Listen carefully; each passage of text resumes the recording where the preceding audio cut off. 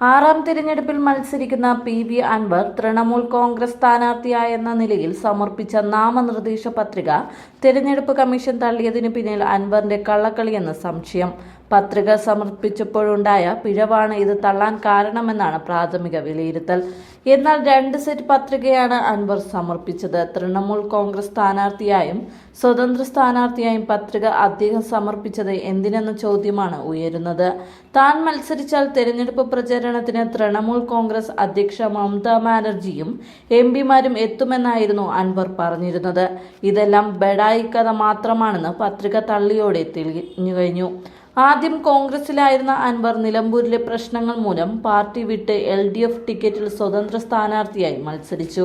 ഇപ്പോൾ LDFനെ നയിക്കുന്ന CPMുമായി തെറ്റിപ്പിരിഞ്ഞാണ് മത്സരത്തിനിറങ്ങിയിട്ടുള്ളത്.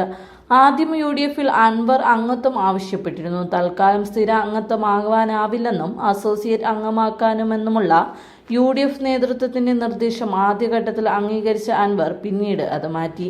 സംസ്ഥാന UDFൽ നടന്ന ചർച്ചകളുടെ അടിസ്ഥാനത്തിൽ ആര്യാടൻ ഷൗക്കത്തിനെയാണ് സ്ഥാനാർത്ഥിയായി നിശ്ചയിച്ച് കോൺഗ്രസ് ദേശീയ നേതൃത്വത്തെ അറിയിച്ചത്. അവിടെ മറ്റു പേരുകൾ കിട്ടാത്തതുകൊണ്ട് തന്നെ ഷൗക്കത്തിന്റെ പേര് അവർ പ്രഖ്യാപിക്കുകയും ചെയ്തു. അങ്ങനെ പ്രഖ്യാപിച്ചയാളെ തള്ളി രംഗത്ത് വന്നതോടെ UDF നൽകാമെന്ന് പറഞ്ഞ അസോസിയേറ്റ് അംഗത്വം ത്രിശങ്കുവിലായി. ആദ്യം ഷൗക്കത്തിനെ UDF സ്ഥാനാർത്ഥിയായി അംഗീകരിച്ച് മുന്നോട്ട് വന്നാൽ മാത്രമേ അൻവറിന് ഇനി അംഗത്വം നൽകുന്ന കാര്യത്തിൽ നടപടിയെടുക്കാനാവൂ എന്ന് പ്രതിപക്ഷ നേതാവ് VD സതീശൻ വ്യക്തമാക്കുകയും ചെയ്തു. എന്നാൽ അൻവർ അതിന് തയ്യാറായില്ല. പകരം ആര്യാടനെയും പിണറായിയെയും സതീശനെയും ഒരേപോലെ എതിർത്തുകൊണ്ടാണ് മത്സരരംഗത്തേക്ക് തൃണമൂൽ കോൺഗ്രസിന്റെ ബാനറിൽ ഇറങ്ങിയത്. ഇതിനു മുമ്പായി JPPM എന്ന മുന്നണി രൂപീകരിക്കുകയും ചെയ്തു. എന്നാൽ തൃണമൂൽ കോൺഗ്രസിന്റെ പ്രതിനിധികൾ തെരഞ്ഞെടുപ്പ് പ്രചാരണത്തിന് വരാനോ പണം നൽകാനോ തയ്യാറാവില്ലെന്ന് മുൻകൂട്ടി മനസ്സിലാക്കിയ അൻവർ തൃണമൂൽ തള്ളുന്ന രീതിയിൽ പത്രിക തയ്യാറാക്കി അവരെ കൂടി വഞ്ചിച്ചുവെന്നാണ് പൊതുവെ ഉയരുന്ന സംസാരം. അവർക്കൊപ്പം നിന്നിട്ടും വലിയ വോട്ടുകൾ സമാഹരിക്കാനായില്ലെങ്കിൽ അൻവറിന് പാർട്ടിയിൽ പ്രസക്തി ഇല്ലാതായിത്തീരും. ഇതിനു പുറമെ പാർട്ടി നേതൃത്വത്തിനെ അടുത്ത തിരഞ്ഞെടുപ്പിലും അംഗീകരിക്കേണ്ടതായി വരും.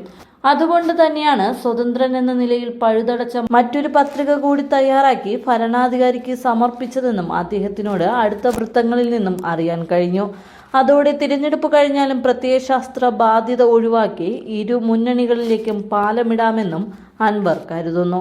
അതുകൊണ്ട് തന്നെ തൃണമൂൽ കോൺഗ്രസ് അംഗമായ അൻവറിന്റെ പത്രിക തള്ളിയത് തീർത്തും യാദൃച്ഛികമല്ല എന്നും നിലമ്പൂരിൽ നിശബ്ദ പ്രചാരണം നടക്കുകയാണ്.